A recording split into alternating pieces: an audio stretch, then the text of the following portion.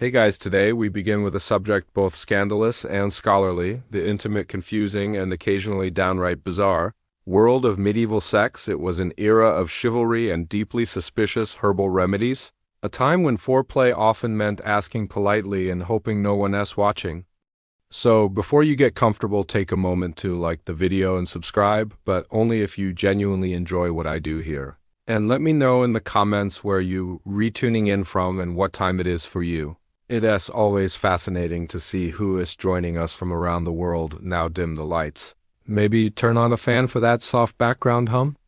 And let us ease into this journey together. We won't be telling a story of war, empire, or dynastic politics. Not directly, anyway.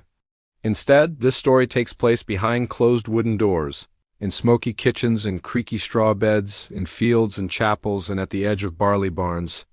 It's a tale not of kings or queens, but of the quiet, scandalous, deeply human rhythms of love and intimacy in the Middle Ages. We'll go where most history classes never dare, the bedroom. Or, more accurately, the communal sleeping area shared with your spouse, children, maybe a goat, and someone's snoring uncle. This isn't about fairy tales. This is about shared mattresses, suspicious priests, and herbal contraception involving beaver testicles.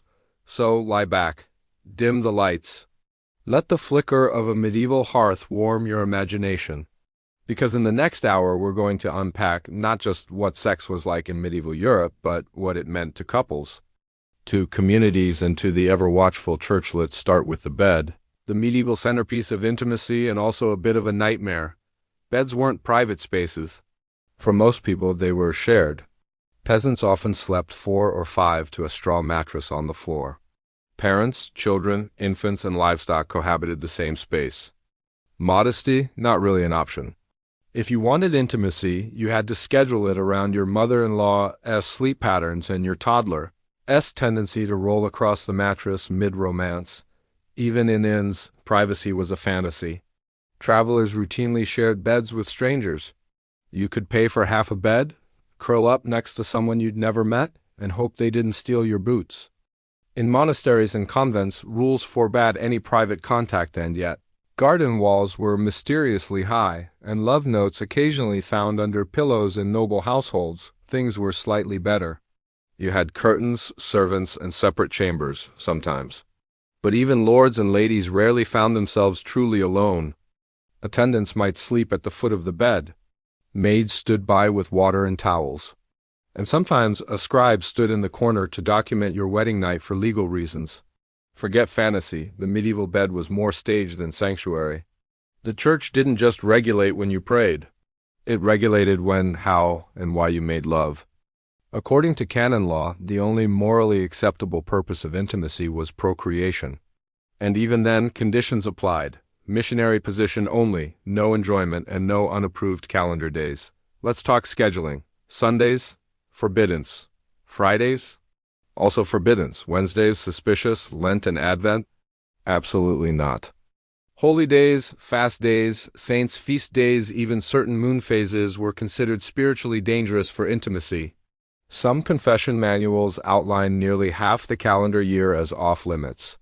Priests were instructed to ask very pointed questions about how, when, and why couples were intimate, not vague spiritual queries. We're talking, did you enjoy it too much? Did you perform the act outside the approved position? Did you laugh? One poor couple was scolded for being too affectionate, which translated to more than once a month. The bishop recommended they redirect their passion toward prayer. Peasants, of course, often ignored these rules. Life was too full of cold weather, livestock, and plague to worry about whether Tuesday was the feast of Saint Nun. But even they had to be discreet because gossip traveled faster than rats, and shame was free, abundant, and often served by candlelight. Imagine it, the fire crackles. The air smells of straw and stew, and across the room your beloved slowly undresses, revealing layers of linen, wool, and the powerful scent of someone who hasn't bathed since Michaelmas. Bathing was rare. Among peasants it might happen once a month more if you accidentally fell in a stream.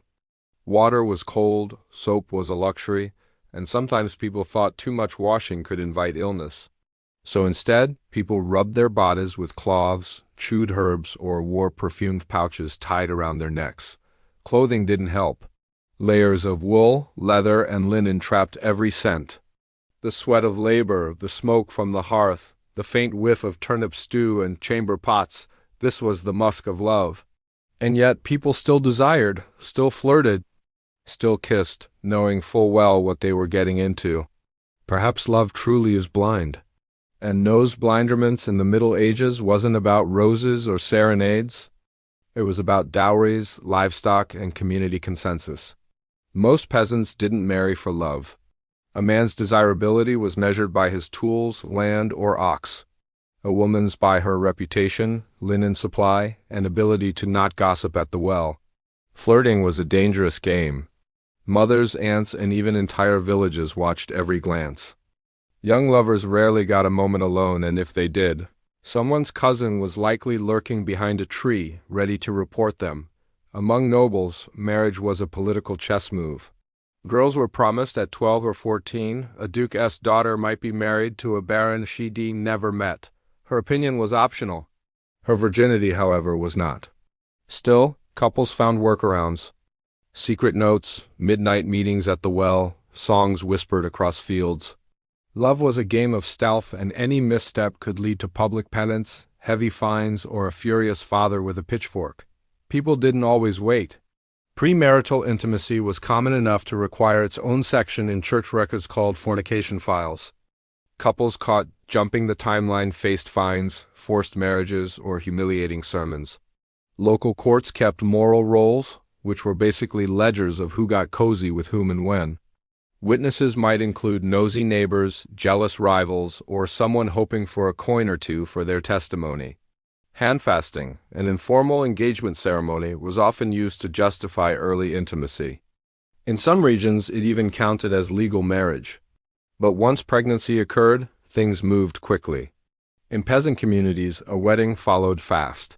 Among nobles, scandal could ruin generations of alliance building. Virginity wasn't just a personal issue, it was legal currency. Families staked land, inheritance, and status on it, verifying it. Sometimes as crude as inspecting bedsheets the morning after despite what you might think, medieval people knew where babies came from and often wanted fewer of them.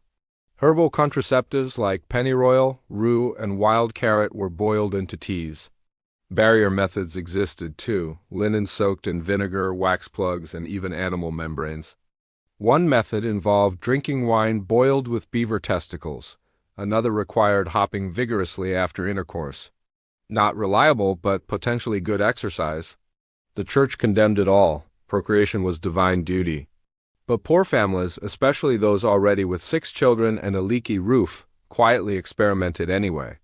Failure rates were high.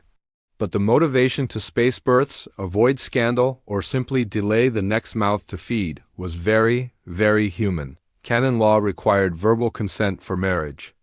2 people could technically marry in a field by saying "I will." Romantic, right? But in reality, consent especially for women was murky. Noble daughters were married off like treaties. Saying no meant upsetting economic plans. Among peasants, women had slightly more freedom, but social pressure was intense. Within marriage, consent wasn't expected. A wife's body belonged to her husband. Refusing could be grounds for annulment. The concept of marital debt-owing intimacy was treated like a legal duty, not a personal choice. And yet, medieval people weren't blind to injustice. Some court records show women bringing forward complaints of coercion or abuse and winning. Not always, but sometimes. In those rare wins, we glimpse resistance. And now we reach the heart of it. Despite everything, the lack of privacy, the smell, the rules, the fear, people still found love. True love. Peasant couples built partnerships, shared hardship, raised families, some rebelled, eloped, or wrote awkward poetry. Noble lovers passed notes under platters at feasts. Monks wrote to each other in Latin, their affection layered in metaphor. Some marriages were arranged and cold, others warmed over time. And a few against all odds began with genuine joy. So tonight, as you fall asleep, remember this: in a world of straw beds and saints' calendars, In a world where priests asked uncomfortable questions and vinegar-soaked linen passed as birth control, people still found each other. They touched hands beneath tablecloths, kissed behind barns, whispered jokes into the dark. Despite everything, love endured. And perhaps that's what makes this history so compelling, not how different it was, but how deeply, beautifully familiar it still is.